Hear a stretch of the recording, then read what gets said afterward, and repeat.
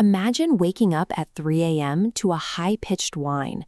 It feels like an ear-piercing alarm is going off in your bedroom, but you are the only person who can hear it. For many, that invisible alarm runs every hour of every day. The standard clinical narrative suggests this sound originates from physical damage.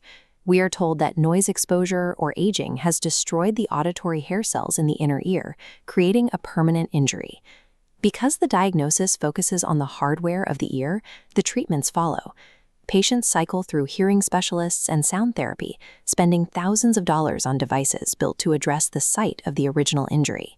These interventions often fail to provide lasting silence because they treat tinnitus as an acute ear problem. For the chronic sufferer, the ear is no longer the primary issue. Most people fall back on acoustic masking, white noise machines, or bedside fans designed to provide external competition for the ringing. The limitation is built into the method. Masking devices cover the phantom noise while they are running, but they do nothing to stop the signal. The moment the device is removed, the ringing returns. This happens because of a misunderstanding of the underlying biology. Those damaged hair cells in the ear actually stopped producing the sound years ago. Since the ear is no longer the active generator of the sound, any treatment hoping for a real result must move past the auditory canal and look directly at the brain. When the brain is deprived of normal sound signals due to hearing loss, the auditory cortex undergoes a significant shift. It begins to sit in a state of sensory starvation. This triggers a compensatory mechanism called central gain amplification. To compensate for missing input, the brain turns up its internal volume, trying to hear frequencies it no longer receives. By increasing sensitivity, auditory processing centers fire spontaneously. This hyperactive electrical activity generates a phantom signal, a sound existing only within neural circuitry. This ringing represents an evolutionary adaptation gone wrong.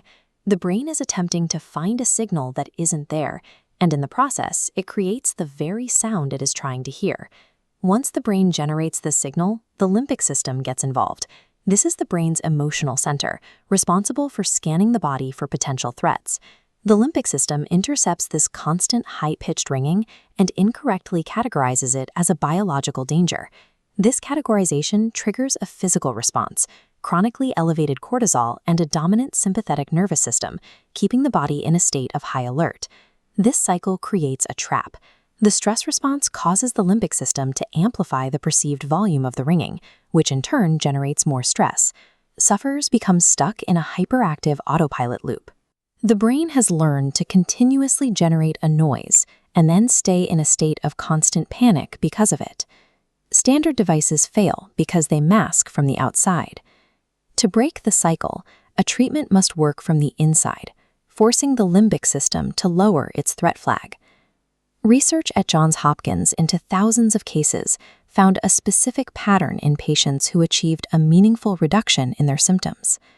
The successful cases showed a distinct neurological signature: regular, sustained time spent in low-frequency brainwave states like delta and theta. This shift is physically measurable.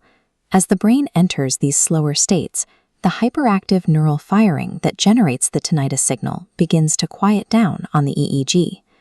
True relief comes from a protocol designed to interrupt the central gain loop by guiding the brain into these therapeutic slow-wave frequencies.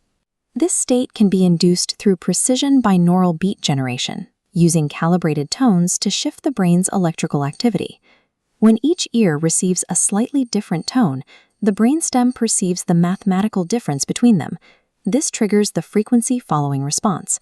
The brain begins to synchronize its chaotic electrical firing to match this slower signal, physically quieting the hyperactive loop.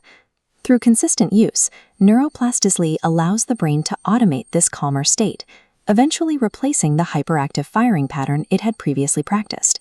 Tinnitus is a learned, automated signaling loop. By targeting that process directly, the brain can be taught to stand down and finally restore silence.